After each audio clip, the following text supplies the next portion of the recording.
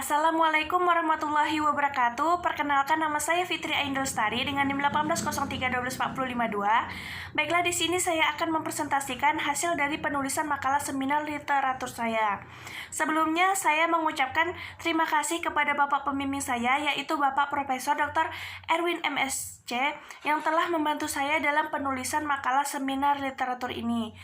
Dan saya juga mengucapkan terima kasih kepada Bapak Dr. Handes Usman Malik MSI selaku pengelola seminar literatur. Dan saya juga mengucapkan terima kasih kepada Bapak Ibu penguji 1 dan penguji 2.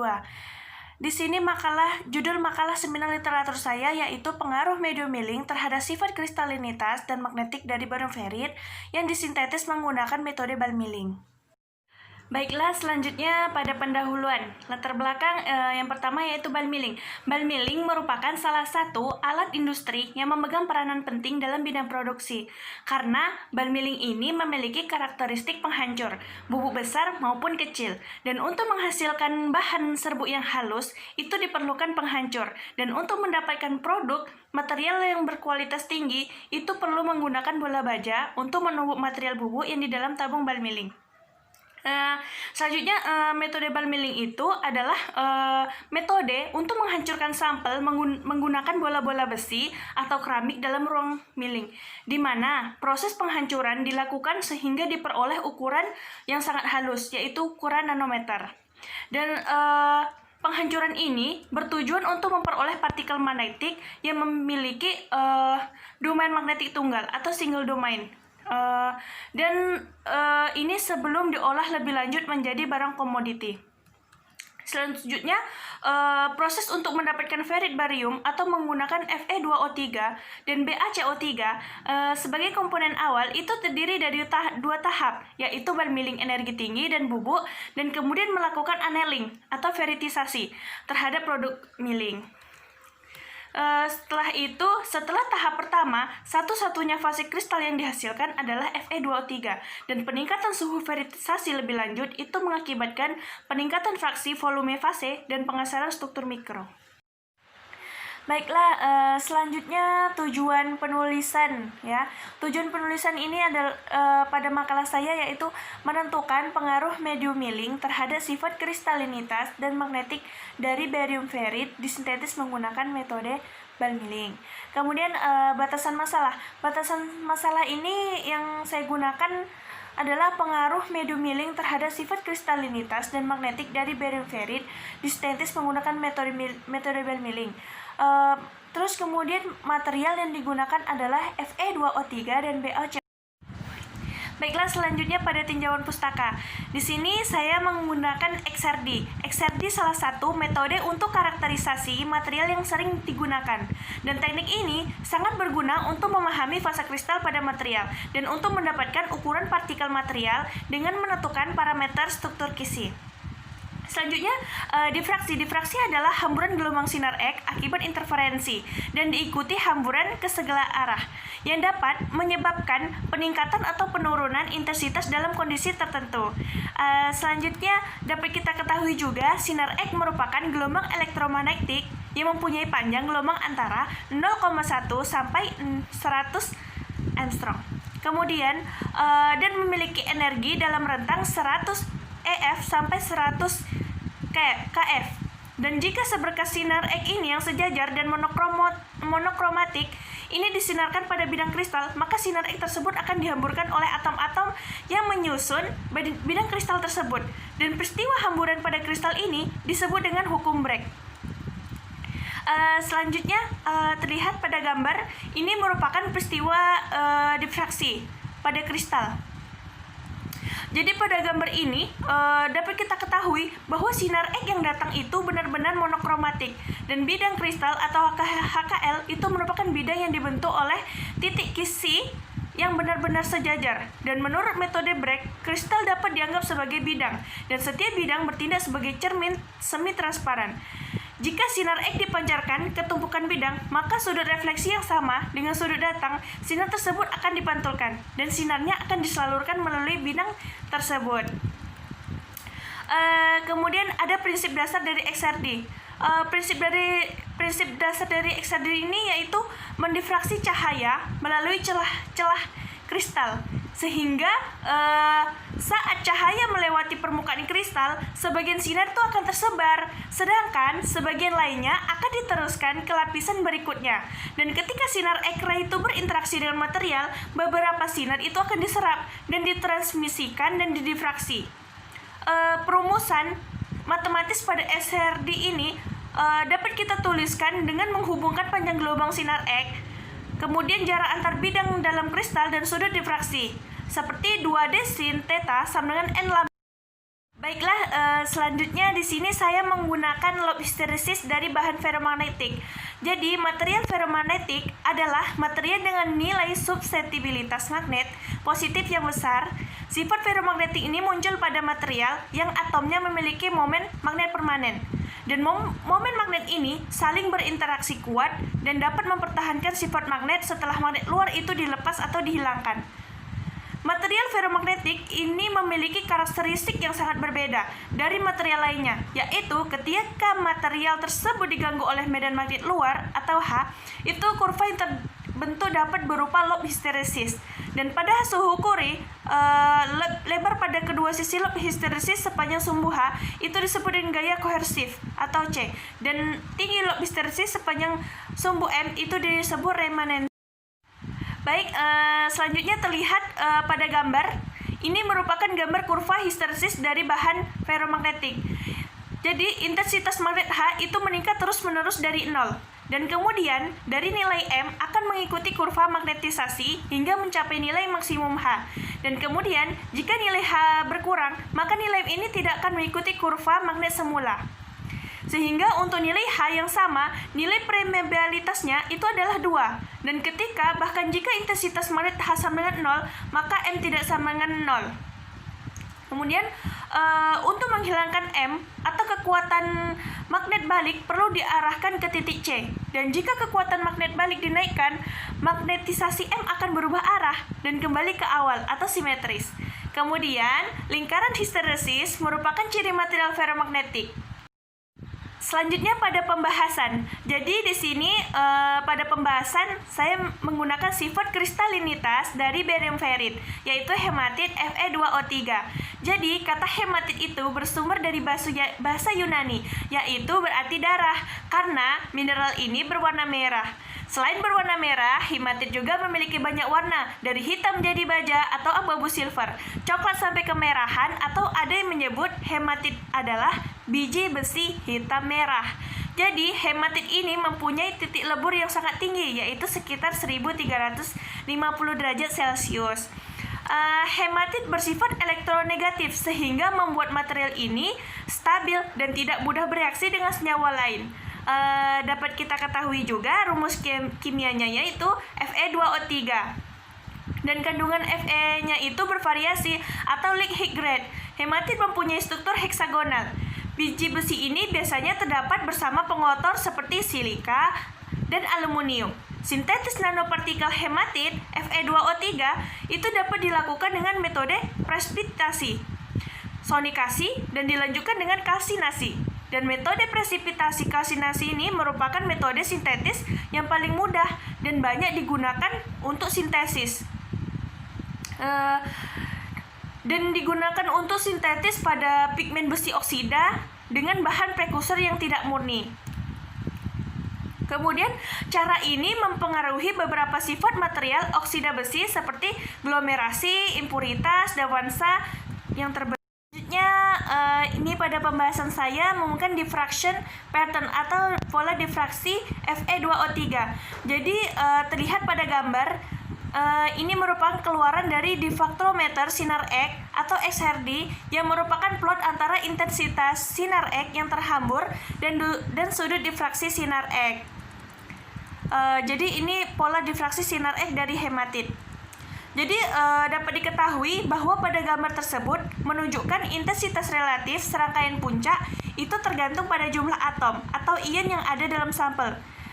di mana semakin banyak bidang kristal yang terdapat pada sampel, jadi semakin kuat pada intensitas pembiasan yang dihasilkan. Dan setiap puncak yang muncul pada pola XRD itu mewakili satu bidang kristal yang memiliki orientisasi tertentu dalam sumbu 3 dimensi. Dan karakterisasi ini yang dilakukan adalah karakterisasi struktur menggunakan XRD. Baiklah, selanjutnya pada gambar ini merupakan gambar pola difraksi serbuk Fe2O3 dan BaCO3 setelah dibalmiling dalam medium air dan udara. Jadi di sini ada Fe2O3, BaCO3 dan Fe2O4. Jadi pada makalah saya yaitu campuran serbuk 5 Fe2O3 dan 1 BaCO3. Ini perbandingan atom besi terhadap barium, Fe per Ba sama dengan 10. Terus kemudian ini dilakukan di penggilingan di pabrik spek 8000 di udara dan di air. Jadi bola rasio massa bubuk terhadap kekuatan adalah 10:1. Dan konsultasi fase bubuk dipelajari menggunakan XRD. Dan penggilingan campuran serbuk Fe2O3 dan BaCO3 di udara selama jam menghasilkan amorfasi barium karbonat. Dan kemudian hanya puncak yang memiliki fasa Fe2O3 yang terlihat, sedangkan puncak dari fase BaCO3 itu tersembunyi di latar belakang. Dan produk gas dari proses penggilingan itu tidak terdeteksi, dan penggilingan air disertai dengan evaluasi gas yang intens setelah 8 jam milling. Satu-satunya produk yang terdeteksi adalah CO dan N2. Dan setelah 50 jam penggilingan, atmosfer film mengandung 26%-nya udara, 70%-nya hidrogen, dan sekitar 4%-nya itu senyawa organik atau etana, metana, dan etilen. Selanjutnya, sifat magnetik dari barium ferrit. Jadi, sifat kemagnetan material dapat dicirikan oleh kurva hubungan antara vektor magnetisasi M dan kekuatan medan magnet H. Jika sebuah material diletakkan dalam sebuah medan magnetik luar, maka M itu sebanding dengan H dan dikalikan dengan faktor Greg Latercy yang merupakan suseptibilitas magnetik material, seperti pada gambar. Jadi pada gambar ini merupakan sebuah lob histeresis magnetik yang menggambarkan magnetisasi suatu material. Jadi bentuk dan ukuran tergantung pada sifat dari material dan kuat medan magnetik yang digunakan. Jadi pada gambar ferromagnetik atau pada kurva warna merah itu memiliki memori karena material tetap termagnetisasi setelah medan magnet luar dilepas. Dan pada kurva warna hijau itu merupakan karakteristik dari material superparamagnetik yang ditandai dengan nilai magnetisasi saturasi Ms yang tinggi dan tidak ada magnetic remanen Mr. Sedangkan pada kurva warna biru merupakan karakteristik untuk material paramagnetik dan vektor magnetisasi M itu sebanding dengan kekuatan medan magnet H, bahan paramagnetik dan diamagnetik.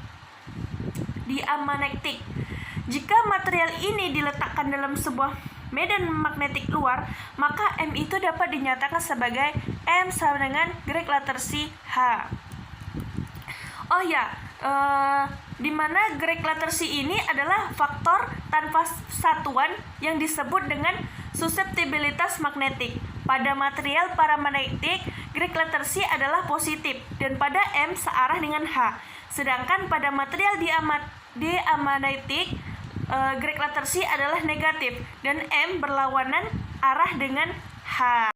Selanjutnya ini pada gambar, ini merupakan gambar lob histeresis untuk magnet yang dihasilkan dengan milling selama 8 jam di air.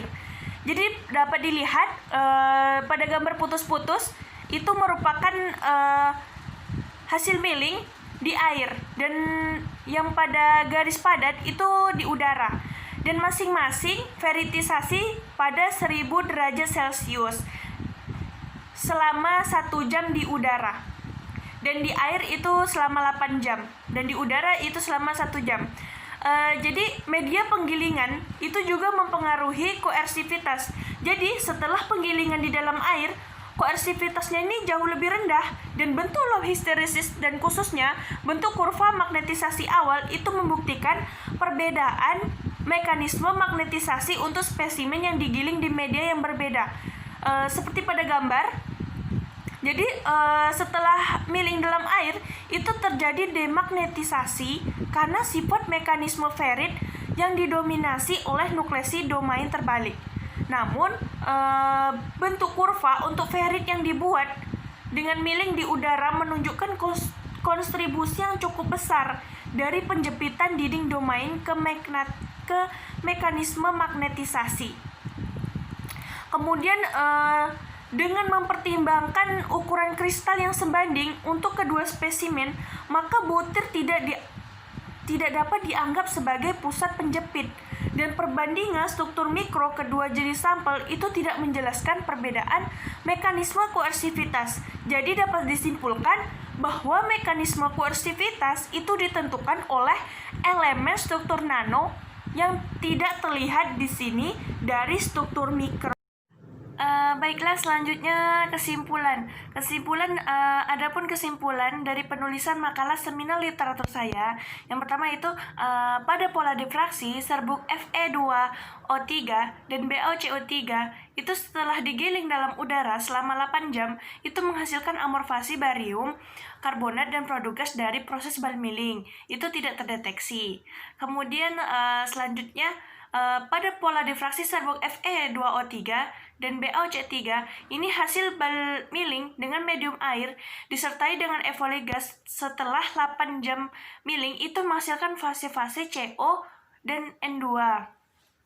Terus setelah 50 jam bulk milling menggunakan medium udara, maka dalam tabung bulk milling itu mengandung 26%-nya udara, terus kemudian 70%-nya hidrogen, dan sekitar 4% itu senyawa organik. Senyawa organik itu seperti tanah, metana, dan etilen.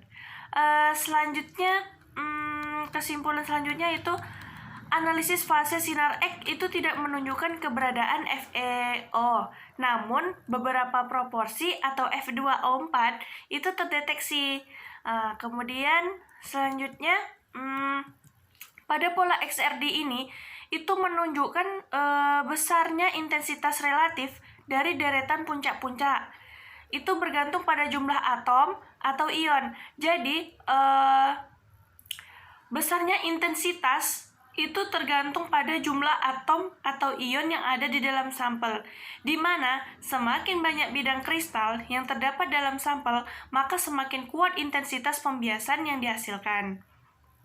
Kemudian yang terakhir, bulk milling menggunakan medium air, maka koersivitasnya itu koersivitas partikel magnetik itu jauh lebih rendah gitu. Jadi pada saat menggunakan medium air, ini koersivitas partikel magnetiknya itu jauh lebih rendah. Jadi bentuk lobe histeresis dan khususnya bentuk kurva magnetisasi awal itu membuktikan perbedaan mekanisme magnetisasi untuk spesimen yang digiling di media yang berbeda. Jadi dapat disimpulkan bahwa mekanisme koersivitas itu ditentukan oleh elemen struktur nano yang tidak terlihat di sini dari struktur mikro. Baiklah, demikian hasil presentasi saya. Saya mengucapkan terima kasih dan mohon maaf atas segala kesalahan. Terima kasih.